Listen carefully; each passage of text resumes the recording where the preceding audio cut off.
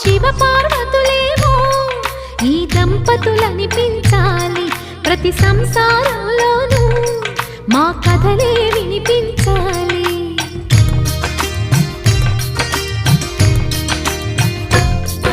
ఆ సిరిని శ్రీహరిని మా జతలో చూపించాలి, శ్రీకాంతుల కొలువంటే మా కాపురం అనిపించాలి. మా ముంగిలిలోన పున్నమి పూల వెన్నెల విరియాలి, మా చక్కని జంట చుక్కల తోట పరిపాలించాలి.